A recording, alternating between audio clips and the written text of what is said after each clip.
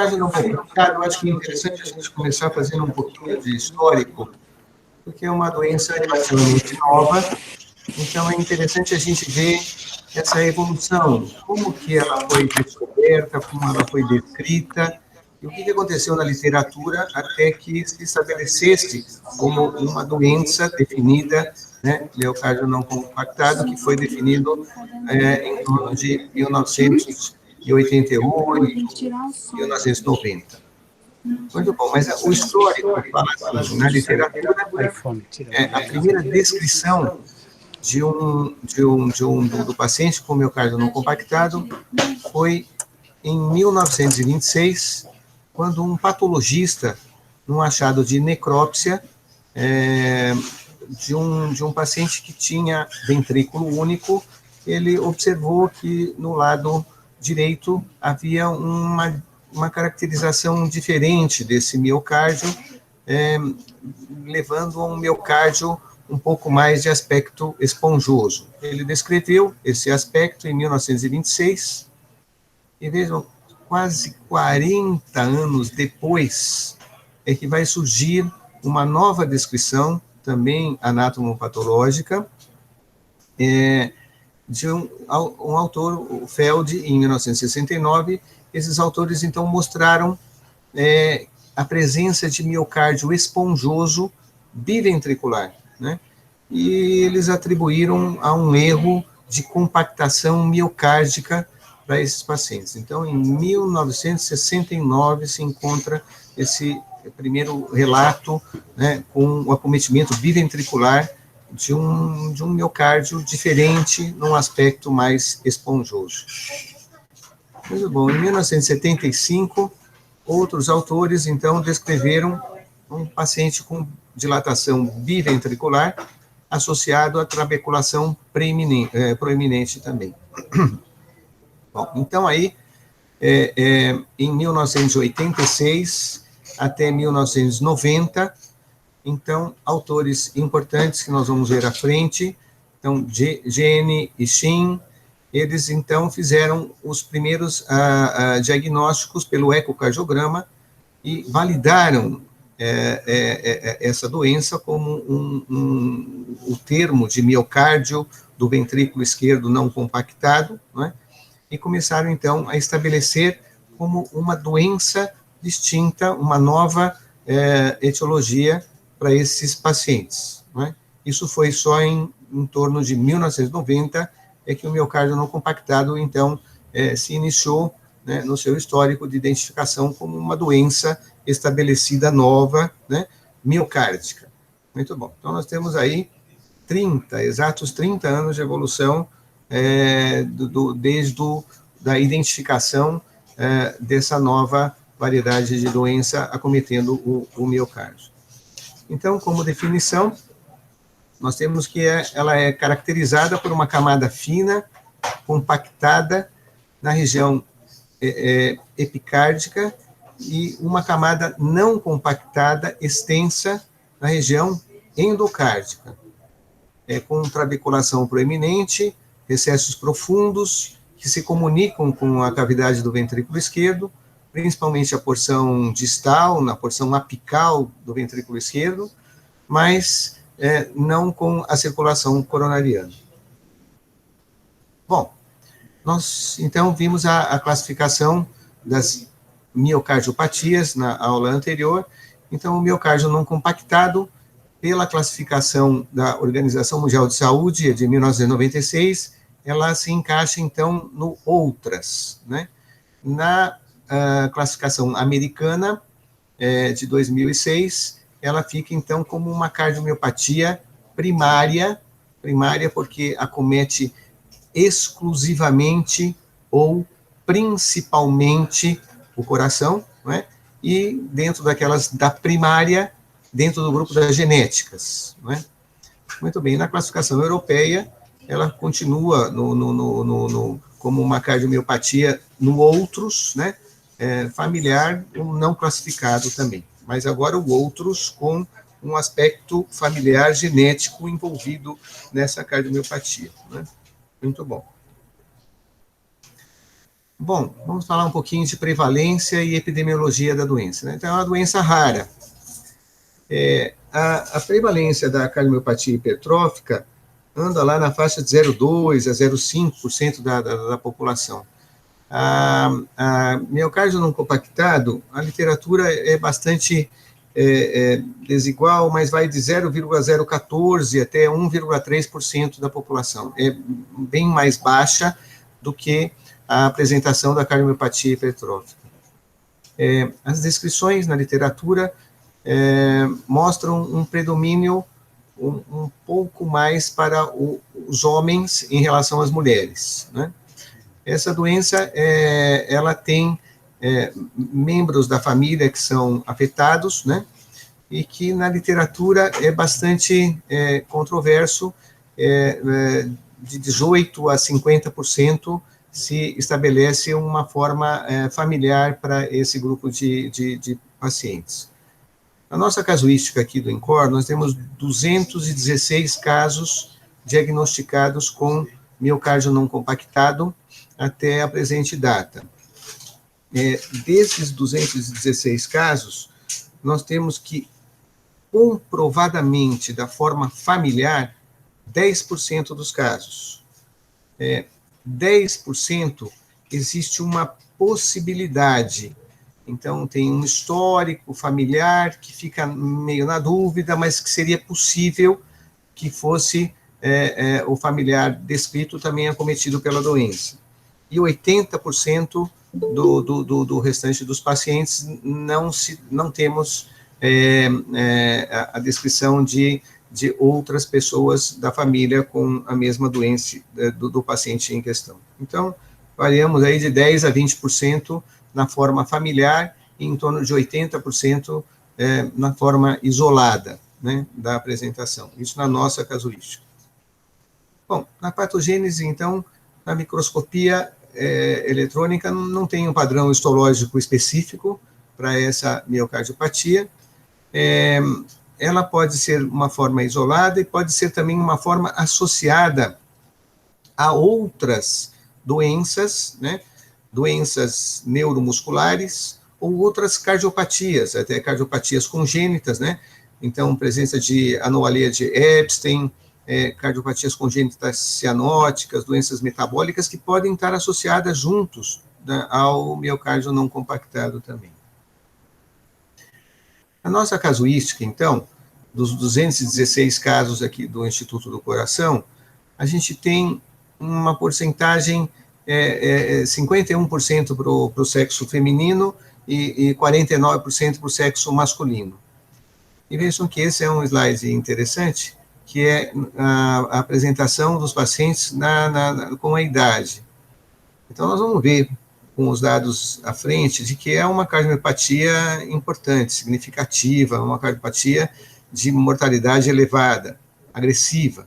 Mas nós temos aqui pacientes na faixa dos 70 a 80 anos, temos um aqui até com mais de 80 anos, né? E eles também vão à idade mais avançada, não é? Mas a maior parte dos pacientes se concentram aqui na faixa dos 20 aos 50 anos de idade, né? Bom, a fisiopatologia é bastante complexa e pouco se entende ainda da fisiopatologia, né? Então, essas alterações ocorrem no processo da embriogênese do miocárdio e do endocárdio. O início desse processo das trabeculações ocorre na 4ª semana de gestação e o remodelamento trabecular vai da 4ª à 8ª semana, né, coincidindo também com o desenvolvimento das coronárias no epicárdio, né? Então, essa compactação vai ocorrer no sentido epicárdico para o endocárdio, né, e da base para o ápice, né, do septo interventricular para a parede lateral. Essa é a onda normal de compactação que ocorre na embriogênese da 4ª à 8ª semana. Então, como hipótese, nós temos, então, que essa não compactação poderia ocorrer por uma sobrecarga de pressão, por isquemia miocárdica, por distúrbio de microcirculação, por alteração da reserva de fluxo coronariano, por alteração na regulação, diferenciação, maturação celular, enfim, existem várias teorias, mas não se conhece ao certo a fisiopatologia do porquê que essa não compactação ocorre para esses pacientes, né?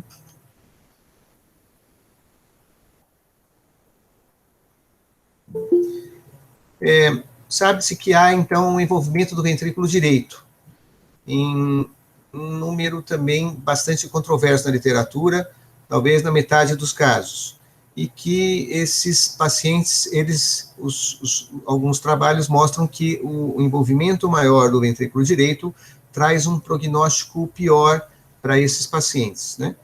Mas também a gente tem uma dificuldade ainda grande nos critérios que definem o acometimento do ventrículo direito, porque normalmente o ventrículo direito ele é mais trabeculado, e você diferenciar a trabeculação do normal para a trabeculação do miocárdio não compactado fica mais difícil, e precisamos ainda de critérios melhor para definir esse acometimento do ventrículo direito desses pacientes, né? Bom, é uma doença geneticamente heterogênea, com formas familiares e espontâneas, né? Sendo a espontânea a última, a maior parte dos casos, né? Já foram identificados mais de 30 genes, né? Relacionados a essa miocardiopatia.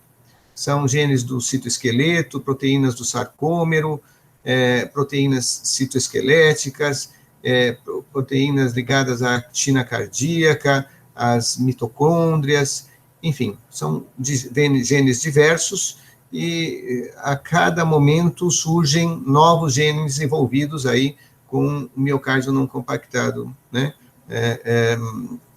descritos na literatura. Essa doença, então, já comentamos, tem associação com as doenças neuromusculares, né, e recentemente foram identificadas aí mutações do gene M1B1, sinalizador da via de embriogênese cardíaca também. Então, a genética, ela vem evoluindo de uma forma bastante intensa, com a descoberta de novos genes aí que fazem parte para essa síndrome, né, do miocárdio não compactado. Bom, então, na patogênese, nós temos que no desenvolvimento embrionário, nós temos, então, a rede de fibras musculares cardíacas, né, que se ligam à parede miocárdica com a cavidade ventricular, e entre a quinta e a oitava semana, essa malha esponjosa de fibras irá se compactar, né, da direção do epicárdio para o endocárdio e da base para o ápice. Isso aqui é fundamental para a compreensão da compactação ventricular. Então, esse é um dos slides mais importantes aqui de miocárdio não compactado, para que a gente possa entender o estabelecimento da doença. Então, como que se forma essa compactação? A linha azul, a gente tem, então, a compactação que se dá da base para o ápice, né? Então, começa a compactar aqui em cima, e o último momento que vai compactar é aqui na região do ápice. E na linha verde, a compactação que se dá do epicárdio para o endocárdio. Então, eu começo na parte externa para a parte interna. Portanto, se o processo tem um defeito, esse defeito vai ocorrer aonde? Mais no final dessas duas ondas de compactação. Então, é mais na região apical e mais na região endocárdica dessa região apical, né? Muito bom. Então, aqui a gente tem uma imagem de um ventrículo, de um paciente, um anatomo patológico, de um paciente com miocárdio não compactado, e que aqui estamos vendo a área de compactação compactada, e aqui a área não compactada, né? Bom, então, na parte genética, nós já vimos que tem a forma esporádica ou a forma familiar, herança autossômica dominante. Aqui são alguns genes que estão associados aí, mais associados com o miocárdio não compactado. Veja que algumas mutações, olha, estão associadas com o miocárdio não compactado e também com cardiomiopatia hipertrófica na sua forma apical, né? a doença de Yamaguchi, então, que fica difícil, também é uma doença de diagnóstico diferencial com miocárdio não compactado. Então, esse embricamento dos genes para as diversas cardiomiopatias complica um pouco o entendimento desse contexto genético que a gente tem que avançar muito ainda, né? Bom, em relação às manifestações clínicas, nós vamos desde indivíduos assintomáticos e indivíduos que apresentam a tríade clássica de manifestações clínicas, que vai de insuficiência cardíaca, arritmias e eventos embólicos. Então, olha, vamos só fazer uma coisa assim em geral. Dos 216 casos que a gente tem na instituição, 70% deles têm fração de ejeção reduzida, mas 30% deles têm fração de ejeção preservada. Então, evidentemente que a grande maioria dos pacientes vão desenvolver lá dispneia, insuficiência cardíaca, classe funcional 3 e 4, né? E o grupo que tem fração de ejeção preservada é um grupo que tem muita arritmia. Então, a gente tem lá fibrilação atrial bastante frequente e arritmias ventriculares, taquicardia ventricular também muito frequente para esse grupo de pacientes também, não é? E os eventos embólicos também fica fácil da gente entender, porque se eu tenho um miocárdio esponjoso, então eu tenho sangue que fica mais parado dentro dessa região ventricular e que aí aumenta a chance de você formar trombos e aí ficar chuveirando êmbolos, né, e fazendo aí os eventos embólicos, né, que são mais frequentes para esse grupo de pacientes. Bom, então na insuficiência cardíaca de manifestação clínica nós temos a disfunção diastólica e a disfunção sistólica. A sistólica é a mais predominante, né, para esse grupo de pacientes, né. Nós temos as arritmias, os fenômenos tromboembólicos e as síncopes, né, e morte súbita, na sua grande maioria, por taquiarritmia, né. Em crianças, a síndrome de Volks-Parkinson-White é bastante descrita e frequente para esse grupo de pacientes que tem a doença do miocárdio não compactado. Interessante que a gente, quando pensa em, por exemplo, em arritmia,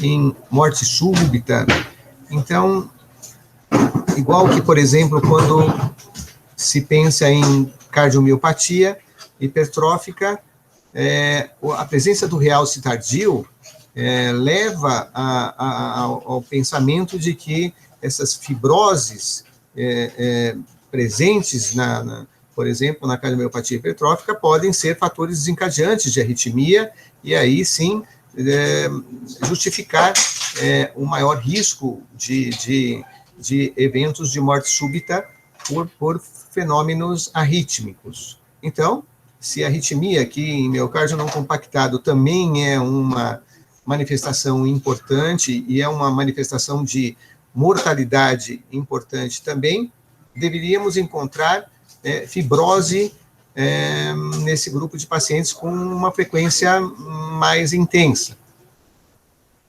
E isso não é o descrito na literatura, e na nossa casuística, nós temos dos 216 casos, 16% de fibrose presente e não em grande intensidade. Então, fibrose não é realce tardio, não é uma característica visualizada para o grupo de miocárdio não compactado. Bom, para fazer o diagnóstico, então, nós temos aí o eletrocardiograma, o ecocardiograma, ressonância magnética e a ventriculografia esquerda. Vamos, então, comentar um pouquinho a respeito de cada um desses métodos, né? Em relação ao eletrocardiograma, ele apresenta uma ampla variedade de alterações que podem ocorrer, que vai desde o normal, totalmente normal, em pacientes que são jovens e assintomáticos, e tem uma série de alterações que são inespecíficas. Então, pacientes que apresentam atraso na condução intraventricular, bloqueio do ramo esquerdo, sobrecarga ventricular esquerda, alteração de repolarização, né? E síndrome de Wolff-Parkinson-White, que já tinha comentado, que é bastante frequente nas crianças também. Então, o eletrocardiograma, ele não ajuda no diagnóstico do miocárdio não compactado. Bom, aqui então nós vamos para o ecocardiograma. E aqui eu diria que um modo crítico, um modo um pouco mais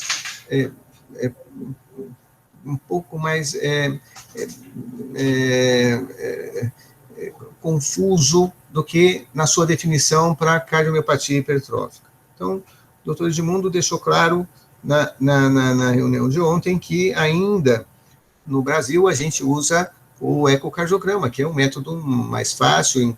Em vários centros você tem um ecocardiografista e você consegue fazer o diagnóstico, e a facilidade de se fazer o diagnóstico através do ecocardiograma cardiomiopatia hipertrófica é muito, muito mais intensa do que com o miocárdio não compactado. Então, aqui a gente tem 3 grandes critérios para se fazer o diagnóstico que foram descritos por esses autores, Shin, Jenny e Stolberg. Bom, o Shin, que foi um dos autores que descreveu a doença em 1990, ele, então, colocou os critérios nesse trabalho que foi publicado em 1990, com 8 casos. E naquela casuística nós tínhamos 5 pacientes masculinos e 3 femininos. Então, o Shin chamou X a distância da superfície epicárdica até o recesso intertrabecular e Y da distância da superfície epicárdica até o pico das trabeculações. E se essa relação de X sobre Y fosse menor ou igual a 0,5, estava feito o diagnóstico de miocárdio não compactado. E isso no corte parasternal, no eixo curto e apical da parede livre do ventrículo esquerdo, em diástole máxima. Né? Então, com 8 casos, estabeleceu esse critério. Jenny, em 2001, então, ao analisar 34 pacientes, sendo que 25 eram no sexo masculino, eles propuseram, então, que a parede do miocárdio, ela tinha, então, 2 camadas, a camada compactada e a camada não compactada. Então, se você fizesse a relação do miocárdio não compactado com o miocárdio compactado, no final da sístole, então, e se essa relação fosse maior do que 2,1, então, estaria estabelecido o diagnóstico de miocárdio não compactado para esse paciente. Os critérios de Jenny são os que são mais atualizados atualmente, mais usados atualmente para o diagnóstico de miocárdio não compactado pelos ecocardiografistas. Então, eu queria que vocês analisassem esta imagem, e aqui é uma imagem que foi dada como uma imagem clássica para a gente definir, então, pelo critério de Jenny, o que é área não compactada, que é essa área branca aqui, e o que é área compactada, que é esta vermelha aqui. Então, eu gostaria que vocês olhassem essa imagem, e se eu apagasse esse branco e esse vermelho, eu tenho certeza que se eu fosse colocar o branco e o vermelho aí sozinho, depois de ter olhado a imagem, eu seguramente não iria colocar o branco e o vermelho do mesmo jeito que está aí. Mas, enfim, essa é a descrição feita, e esse é um exemplo dado, né, pelos ecocardiografistas para fazer esse diagnóstico através do ecocardiograma.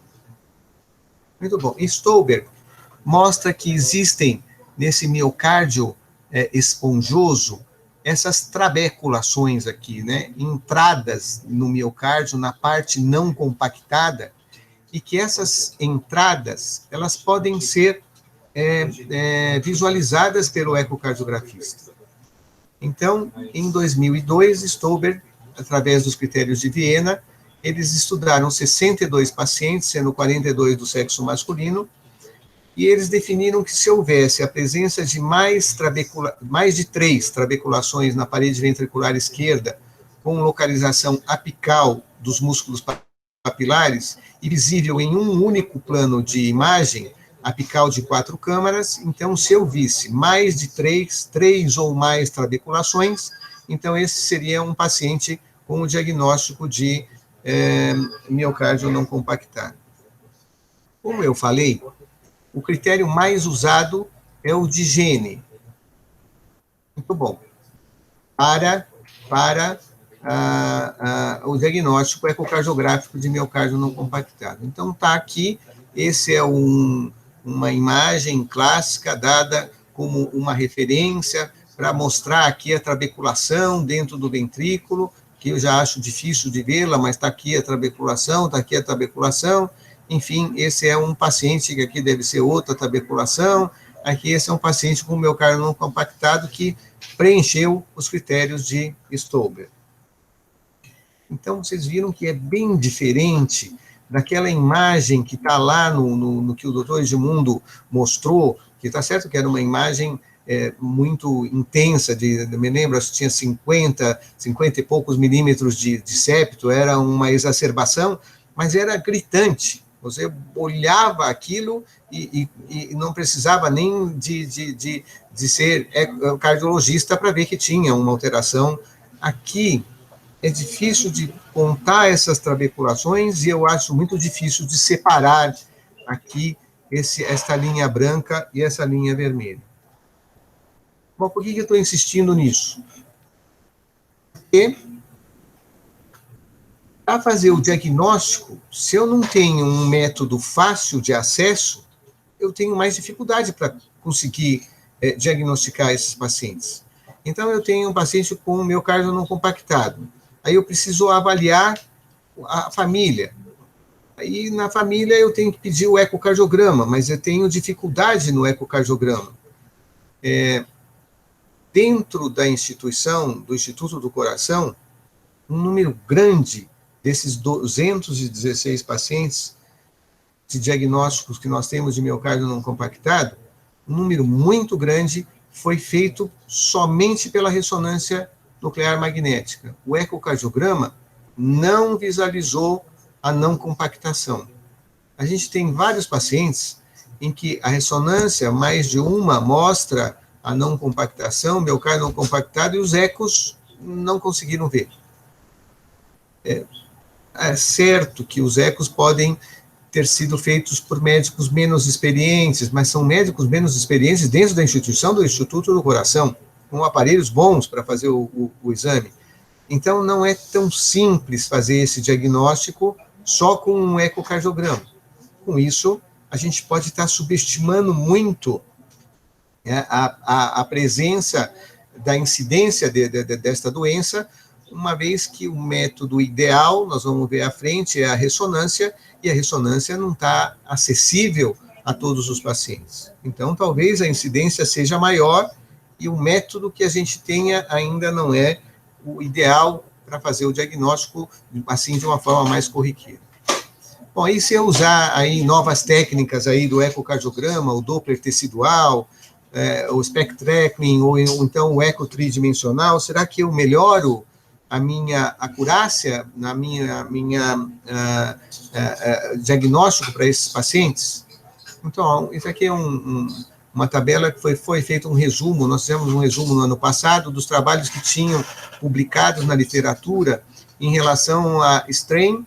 Então, o eco-strain, aqui, veja, esse é um trabalho que foi feito só em crianças, né, com miocárdio não compactado, que foram comparados com pacientes sadios, né, mas aqui eram 21 pacientes com fração de ejeção normal e 9 pacientes com fração de ejeção reduzida. Não chegou a nenhuma conclusão. Nesses outros aqui, foram feitos todos com adultos com miocárdio não compactado, todos com fração de ejeção reduzida, não é? Que foram comparados com miocardiopatia dilatada e com também pacientes normais, não é? Mas também a crítica vai que aqui, olha, eram 28 pacientes, aqui era 50, aqui é 52, aqui é 20, né? Aqui é 48, enfim, são grupos pequenos de pacientes em que alguns dos autores descreveram que o strain apical, ele é diferente no miocárdio não compactado em relação à miocardiopatia dilatada idiopática, e que poderia ser um critério que poderia ser utilizado para ajudar no diagnóstico, mas é pouco o que esse método pode trazer a mais, né? Em relação ao ecocardiograma tridimensional, então nós temos alguns trabalhos, mas olha, pacientes com miocárdio não compactados comparados com pacientes sadios. Aí 13 casos, 12 casos, 9 casos, aí não chegaram a conclusão nenhuma, e o número de casos é muito pequeno, então, até então, na literatura, nem o eco-strain, nem o eco tridimensional trouxeram dados a mais que pudessem ajudar no diagnóstico do miocárdio não compactado. Muito bom. Então, nós vamos para o padrão ouro de diagnóstico para miocárdio não compactado, que é a ressonância nuclear magnética. Antes de chegar no padrão ouro, eu gostaria de dizer que, na grande maioria dos diagnósticos que nós temos no Instituto do Coração, feitos pelo ecocardiograma, os próprios ecocardiografistas, quando suspeitaram de miocárdio não compactado, eles acabam não utilizando os critérios nem de Gene, nem de Stolber, nem de Shin, e eles acabam indo para um contexto de aumento da trabeculação ventricular miocárdica sugestiva de miocárdio não compactado. Então, eles sugerem o diagnóstico pedindo a realização da ressonância para confirmação diagnóstica, não é? Então, trazendo a dificuldade do diagnóstico pelo ecocardiograma, o que complica para você conseguir identificar outros familiares. Então, aqui, quando a gente tem no ambulatório um paciente com carmiopatia hipertrófica, faz a cartinha lá para vir no serviço de triagem, os familiares, para fazer o ecocardiograma para ver se a gente tem outras pessoas na família. E a gente não consegue fazer isso com o não compactado, de mandar fazer ressonância para o restante da família para ver se tem. Isso não é uma coisa viável. Então, existe essa dificuldade diagnóstica, né, para o miocárdio não compactado. Muito bom. Falando, então, da ressonância, a gente tem, então, dois grandes autores que estabeleceram aqui quais seriam os parâmetros para se fazer o diagnóstico de miocárdio não compactado. Então, o parâmetro mais usado é de Petersen, que ele definiu a área de miocárdio não compactada dividido pela área compactada, se essa relação fosse maior que 2,3, medidas na diástole, então eu teria o diagnóstico de miocárdio não compactado estabelecido. Já que ele fez uma forma diferente, então ele propôs que se fizesse um cálculo da massa trabeculada. Então, a massa trabeculada do ventrículo esquerdo, se ela corresponder a mais de 20% da massa total ventricular, então, na final da diástole, então, estaria estabelecido também o diagnóstico de miocárdio não compactado. O critério mais importante é o de Petersen, né? Bom, vamos ver como é que foi feito esse diagnóstico. Então, aqui vai uma outra crítica. Esse trabalho, ele foi publicado em 2005, não é? E os autores, eles usaram, então, para definir esse número 2,3, eles usaram 45 pacientes normais, 25 atletas, 39 pacientes com carmiopatia hipertrófica, 14 pacientes com carmiopatia dilatada, 17 pacientes hipertensos, 30 pacientes com estenose aórtica e 7 pacientes com miocárdio não compactado. Fizeram ressonância de todos esses pacientes aqui e chegaram a um número de não compactação que só excluiria os outros e deixaria só o não compactado como o de diagnóstico. Então, 7 pacientes de miocárdio não compactado definiram um índice, que é o índice utilizado até o presente momento, há 15 anos, para a definição do que é não compactado e compactado. Sim? Muito bom. Aí você vai ao médico de imagem, da ressonância, e você, então, leva lá o paciente para analisar a análise da ressonância, e a medida foi lá. Então, veja bem, nós temos aqui no ambulatório um casal de irmãos, né, em que a mãe é um miocárdio não compactado, um dos irmãos, de 20 e poucos anos, tem miocárdio não compactado bem estabelecido, com diagnóstico pela ressonância e pelo ecocardiograma, e com fração de ejeção de 35%. Né? E a irmã, que é 2 anos mais nova, ela tem a fração de ejeção normal no ecocardiograma e uma relação de miocárdio não compactado com compactado pela ressonância de 2,1. O diagnóstico da irmã é normal. Não tem miocárdio não compactado. Mas por quê? Porque pelo trabalho, o índice foi 2,3. O da irmã deu 2,1, sendo que o irmão tem e a mãe tem, e pelos critérios, não preencheu os critérios, ela é 2,1, então ela não entrou como diagnóstico, não faz parte da casuística dos 216 pacientes que a gente tem de miocárdio não compactado da instituição.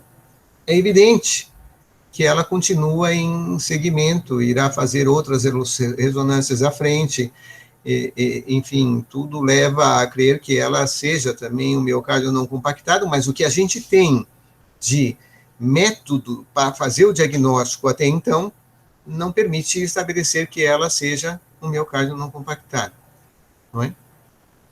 Bom, a ressonância nuclear magnética, sem dúvida nenhuma, ela visualiza melhor a região apical do que o ecocardiograma. Ela fornece descrição detalhada da morfologia e imagem em qualquer plano, e o realce tardio, um padrão não isquêmico, que pode apresentar aí para esses pacientes, né? Embora seja pouco frequente, como já comentamos. Então, está aqui. Agora, se eu mostrar para os senhores essas imagens, eu tenho certeza que os senhores vão voltar aqui, vão colocar a linha vermelha, que é a não compactada, a linha azul, que é a região compactada, e a linha amarela, que é a parede total aqui do ventrículo, de uma forma bem mais fácil de se fazer do que daquela imagem do ecocardiograma, né?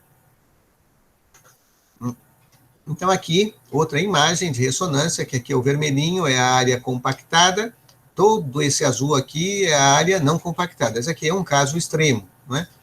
Esse é um paciente nosso, jovem, que já veio a falecer por morte súbita por arritmia, né? Esse tinha taquicardia ventricular frequente, foi tentado fazer ablações e acabou não conseguindo resolver o problema e ele acabou indo a óbito, né? Então, esse aqui é um outro paciente, olha, é fácil de se ver a área compactada com a área não compactada, né? Mais fácil a definição, né? Aqui, uma outra imagem. Ampliamos aqui a imagem. Bom, aqui é uma descrição interessante da revista portuguesa. E aqui mostra aqui, ó, o mesmo paciente, né? Esse aqui é a doença no anátomo patológico, né? Então, aqui tem a área compactada e a área não compactada aqui, né? Aqui, ó, isso era o que se via desse mesmo paciente na ressonância, né? Então, está aqui a área compactada, toda essa área aqui é a não compactada, está aqui, toda essa área aqui no anátomo patológico, né? E no ecocardiograma via-se isso aqui, gente, né? Então, veja que é difícil pelo ecocardiograma você definir que isso aqui era um não compactado, né? Pelo menos assim, para eu que sou clínico, não sou um médico de imagem, eu sei que se isso que eu estou falando, frente a ecocardiografistas mais experientes, eu seria altamente criticado, mas o fato é que, mesmo dentro da instituição, com médicos orientados em relação à presença desta doença, com aparelhos bons, a gente tem um índice baixo de diagnóstico pelo ecocardiograma. Né? Bom, os diagnósticos diferenciais, então, vão se encontrar em miocardiopatia dilatada. Vou comentar de novo, que eu já falei, que uma grande parte desse grupo de 216 pacientes que tem o diagnóstico de miocárdio não compactado estavam na instituição sendo seguidos como miocardiopatia dilatada. E que aí foi introduzido a solicitação da ressonância para esses pacientes, e a ressonância fez o diagnóstico de miocárdio não compactado, então eles foram separados do grupo das dilatadas idiopáticas pela ressonância, pelo diagnóstico vindo da ressonância. Né? Então, a hipertrofia septal assimétrica, a apical, a forma apical de Yamaguchi também faz parte do diagnóstico diferencial, a endomiocárdio fibrose, que também acomete lá a ponta dos ventrículos, também faz parte de diagnóstico diferencial, miocardiopatias infiltrativas, trombo no ventrículo esquerdo, né? Metástase, tumores cardíacos, a síndrome de Barr, enfim, são diagnósticos diferenciais aí para esses pacientes. Né? Em relação ao tratamento, não existe uma terapia específica, né? A gente, então, vai tratar a disfunção ventricular, tanto a assintomática como sintomática, com os medicamentos habituais aí para insuficiência cardíaca, né? A fração de ejeção reduzida, ou a fibrilação atrial, ou fenômeno tromboembólico, esses pacientes vão ser anticoagulados. Então, aqui está a grande diferença no tratamento para esses pacientes, é que não se aplica o Chades-Vasque para esses pacientes. Eles, com redução da fração de ejeção, eles têm que ser anticoagulados, tendo ou não fibrilação atrial, e se tiverem fibrilação atrial, eles têm que ser anticoagulados, não importando o Chades desses pacientes, tá? E aqui é anticoagulação plena com varfarina, né? Precisa se solicitar avaliação neurológica para avaliar a associação com doenças neuromusculares, né? Realizar investigação de parentes de primeiro grau, em virtude da possibilidade da origem familiar. O Holter deve ser realizado no momento do diagnóstico e anualmente, né? O tratamento de acordo com o tipo da arritmia encontrada, a ablação da via acessória no caso de síndrome Wolff-Parkinson-White é importante, e as indicações de CDI e transplante cardíaco seguem as mesmas recomendações vigentes nas diretrizes. Eu queria também parar aqui um pouquinho para analisar um outro aspecto interessante. Do total dos 216 pacientes que temos com o diagnóstico de miocárdio não compactado, 11 desses pacientes, 11, o que corresponde a 5% dos casos, foi para transplante do coração. Em cardiomiopatia hipertrófica, nós temos um número muito menor que foram para transplante, não é isso, Edmundo? Quantos foram? Nossa. Dois. 10 anos. 2 em 10 anos para transplante. Nos não compactados, 11 foram para transplante. Aí, que estão com CDI atualmente, nós temos 13 pacientes com CDI. De um grupo de 216, 13 corresponde a 5% dos casos estão com CDI. O Edmundo tem na instituição 900 casos que são de cardiomiopatia hipertrófica, né? Mais ou menos 100 CDIs para esses 900 casos. Só que 75% foram indicações primárias, Para indicação secundária, 25%. Então, 25% de 900 vai dar... 25%, né? Não, de 900 não. 25% de 100 CDIs vai dar 25 casos de CDI, que colocaram CDI como indicação secundária, que seria o mais correto. Então, dos 900 que têm cardiomiopatia hipertrófica, 25 estão usando CDI, né, porque tem indicação secundária. Dos 216 que têm cardiomiopatia hipertrófica, 13 estão usando CDI e 24 estão usando ressincronizador.